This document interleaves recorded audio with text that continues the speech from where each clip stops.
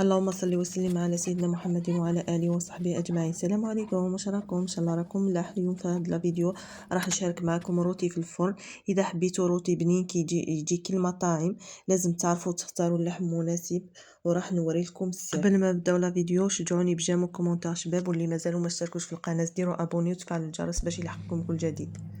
نسحقوا هذا الخيط اللي نشدوا به القطع تاع اللحم، نسحقوا فلفل كحل، ثوم، عندي هنايا شويه زعتره، عندي الرند، نسحقوا عصير ليمون، نسحقوا زيت الزيتون، لا موطارد، اكليل الجبل والفلفل الاحمر اختياري، عندي ملح، عندي بصله مقطعه كما راكم تشوفوا.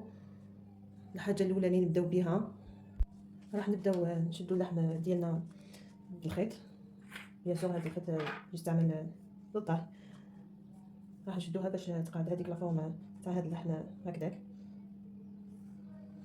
في الاول هنا باش ينجح لك روتي ويجي بنين وطري، اهم خطوه هي اختيار قطعه اللحم الصحيحه. اول حاجه لازم نشوفوا شويه دهون في اللحم، الدهون هذيك الخفيفه تمد نكهه وتخلي اللحم ما ينشفش في الفرن. ثاني حاجه القطعه لازم تكون كامله ومتماسكه، يعني ما تكونش مقطعه قطع صغار، لازم قطعه واحده باش تطيب كيف كيف بالتساوي. افضل يعني قطعه تصلح للروتي هي الكتيف، يجي طري وبنين بعد الطهي. الفخذ ثاني يصلح بصوص باش ما ينشفش. الظهر او الخصيره افخر اختيار وطري بزاف. المهم كي تشريو قولوا لهذاك الجزار حبيتها للروتي ونطيبها في الفرن، هو اللي يعطيكم على باله واش اللي مليح. ونصيحه واحده اخرى، خرجيه من الثلاجه وخليه 30 دقيقه قبل الطهي، راح يطيب متساوي وما يقساش برا. ما تكثروش ثاني التوابل، الروتي يعتمد على هذيك النكهه تاع اللحم.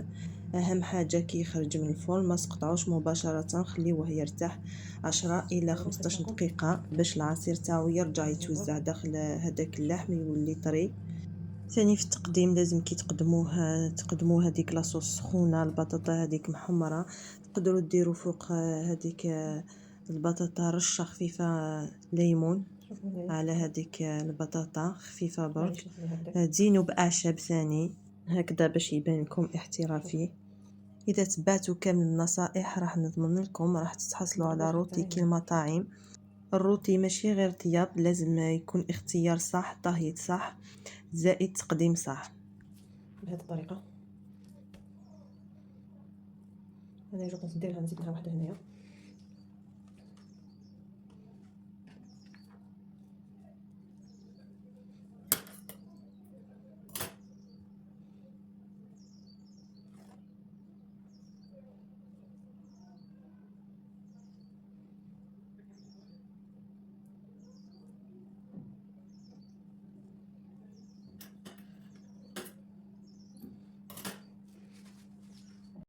الحاجه الاولى اللي راح نديرها قبل الطهي، نمرر اللحم ديالي في مقله سخونه بالزيت في كل جهات حتى يتحبس هذاك العصير داخله ويولي طري. من الافضل نستعملوا حاجه اللي تدخل الفرن. انا راح ندير في هذا البلا كما قلت لكم، لازم نديروا هذه المرحله باش نحبسوا هذاك الجو تاع هذاك اللحم، نحبسوه داخل باش يقعد لنا هكذاك طري. غرفه صغيره لا موطارد، ما كسروش لا موطارد باش ما يبدلناش هذاك الكو تاع هذاك اللحم. ودرت مغرفه صغيره. هنايا راح ندير 3 مغارف كبار زيت الزيتون، جوج 3.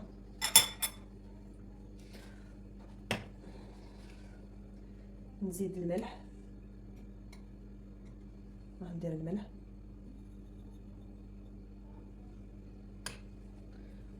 راح نزيد شويه فلفل كحل،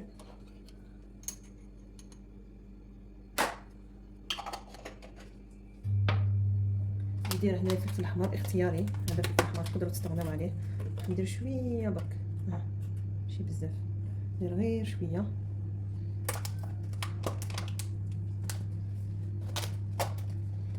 ندير رشه تاع اكليل الجبل، ندير رشه صغيره، رشه برك هكذايا. راح نديرها هنايا شويه برك. نزيد نعصر شويه قرص،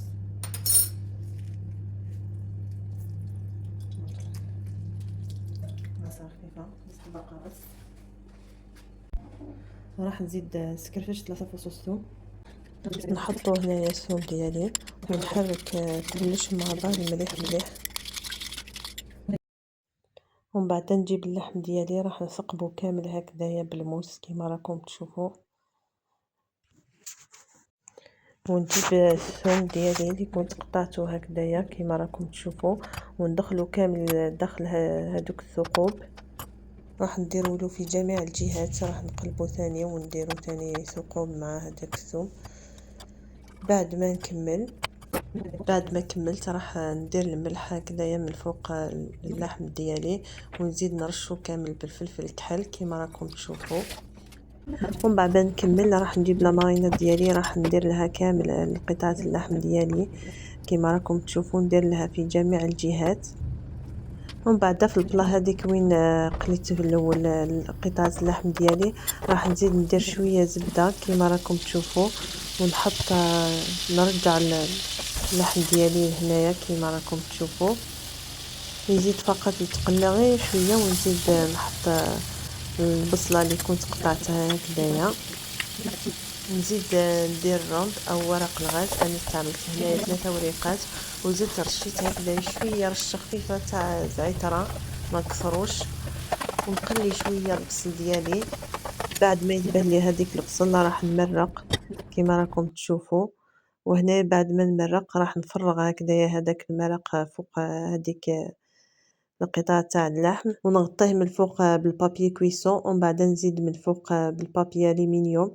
راح نغلقه مليح مليح وندخلوه للفرن. فقط كي ندخلوه للفرن كل 20 مينوت هكذاك نحيوه ونفرغ هذاك المرق فوق هذاك اللحم.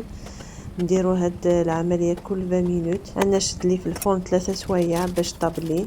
ما تنساوش ديروا هاد الخطوه كما قلت لكم، كل 20 مينوت راح ندير هكذا هذاك المرق فوق هذيك اللحم. فقط كي ندخلو الفرشيطه نلقاوه طاب، راح نحيلو هذاك البابي الومنيوم مع بابي كويسون، نرجعو للفرن نخليه يزيد هكذاك حوالي 10 دقائق، ومن بعد نحيوه. وهذه هي النتيجة. راني نقسم فيه، انا هنايا خليته فقط 10 دقائق استعفى، وراني نقسم فيه مازالو سخون. كنت مزروبة باش نصور لكم. نتوما خليوه هكذاك 4 ساعة باش يدفى لكم شويه، تقدروا اقدموه بواش حبيتو. انا قدمته مع شويه رز مع شويه خضره، والرز هذاك غسلته مليح مليح، ومن بعد خليته حوالي 2 سوايع في الماء، ومن بعد قطرته وحطيته يتحمص شويه مع شويه زيت وزبده ورشه ملح ورشه صغيره زعفران ماشي بزاف.